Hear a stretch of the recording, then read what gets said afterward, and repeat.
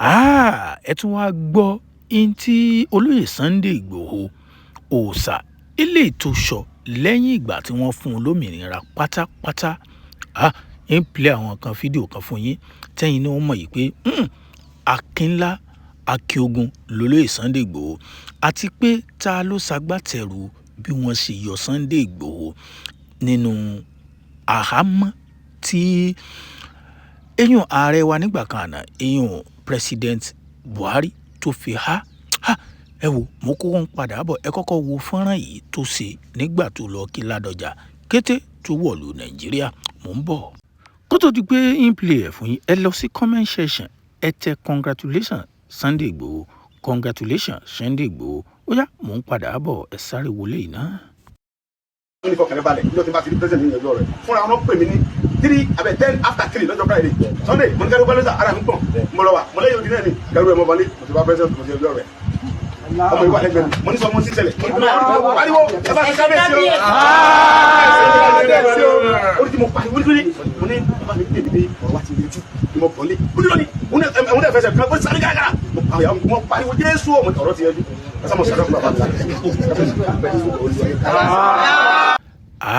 ẹ ṣá farabalẹ̀ kẹ́ wo fídíò yìí tán ẹ tún gbọ́ àwọn wìnrìnwìnrìn eléyìí tẹ́ ẹ gbọ́ gbogbo yín náà lẹ mọ̀ yìí pé ọba Rasidi Ládọjà Gbádéwọ̀lú ó lọ bá president Bola Ahmed Tinubu èyàn l'Àbújá àsí ìdí tí bàbá fi là Àbújá ni pé àsí lórí ọ̀rọ̀ Sunday Igboho ni ìpàdé náà ó sèso rè torí bá a ṣe ń sọ̀rọ̀ yìí wọ́n ti fún olóyè Sunday Igboho wọ́n ti fún un lómìnira tán pátápátá báyìí ó lè wọ Nàìjíríà nígbà tó wù ú ó lè lo pásítọ̀tù Nàìjíríà rẹ̀ bákan náà àkáǹtì nọ́mbà rẹ̀ eléyìí tí wọ́n gbé ẹ́mbágò lé ó lè gbowó bó bá ṣe wù ú ó ṣeé ṣe káwọn kan má mọ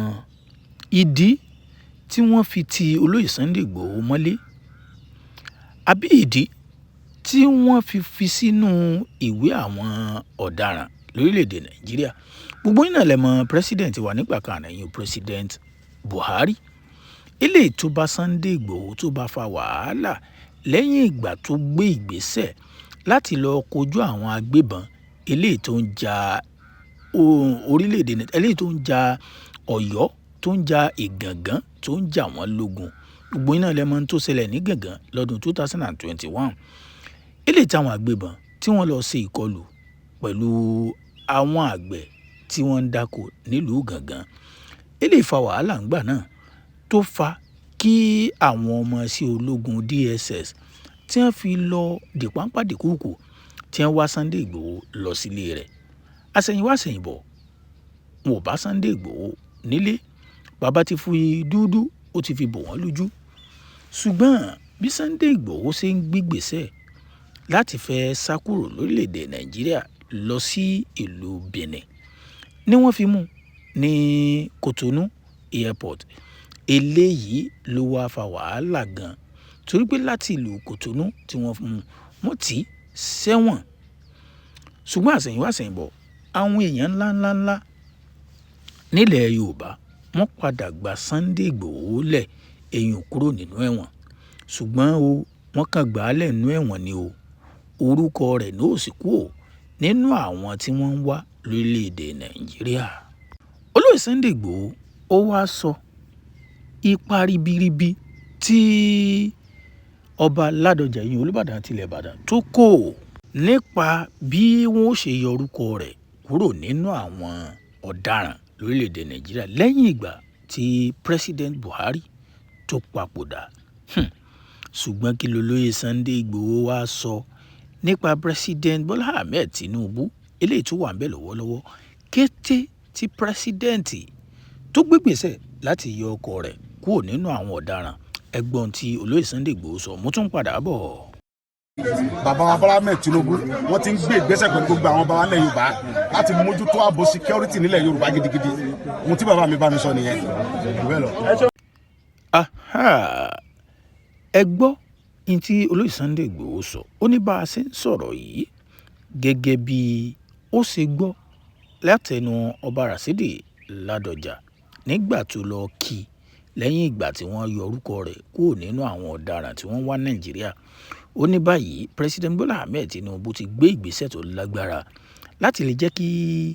ààbò kó jọba ní Yorùbá. Ó ní bàbá tí ń gbé ìgbésẹ̀ láti pe àwọn lọ́balọ́ba pátápátá èèyàn ní Yorùbá land láti pè wọ́n sípàdé bí wọ́n ó ṣe mójútó agbègbè wọn tó jẹ́ pé àwọn agbébọn wọn ò ní lè máa ráyè wọlé mọ́, tó jẹ́ pé ààbò yóò jọba ní gbogbo ilẹ̀ Yorùbá pátápátá. Gbogbo àwọn ènìyàn ni wọ́n ti ń congratulate olóyè Sunday Igboho torí pé ó sọ nínú fọ́nrán tí mo play fún yín, ó sọ ohun tójú ẹ̀ rí nínú ẹ̀wọ̀n. Ó ní pé láàrin oṣù méjì n tí ojú òun rí nínú ẹ̀wọ̀n kò ṣeé fẹnu sọ. Ó ní tí ẹ bá sọ lọ Ọlọ́run atọ́lá bàbá Rasidi Ládọjà ìyẹn ọba Olúbàdàn tilẹ̀ Ìbàdàn tó pe òun pé kóun fọkàn balẹ̀ torí pé nínú ẹ̀wọ̀n òun kàn dájú kò ń gbà mí òun ọmọ ronú. Ó ní bàbá wa sẹ́ǹdì ẹnìkan sóhun pé kó wá kówó fóun kóun ò fi máa jẹun. Ó wá ní pé kì í ṣe pé wọ́n fóun lówó lásán o. Ó lẹ́nìyẹn ní pé kí bàbá sọ fóun pé kóun fọkàn balẹ̀ torí pé àsìkò náà àsìkò Buhari ni. Ó ní táwọn bá ní káwọn yọ òun lẹ̀ lọ́wọ́ káwọn gbóhùn wá sí Nàìjíríà in tí President Buhari tí ó bóun múlẹ̀ agbára àwọn ò ní ká. Torí náà ni bàbá Ládọjà fi ní kó wà ń bẹ̀ náà títí ká sì máa wò ó tí president míì bá ti débẹ̀ àwọn ò gbégbèsẹ̀ lórí bí wọ́n ó ṣe yọ orúkọ rẹ̀ kúrò nínú àwọn ọ̀daràn. Kété tí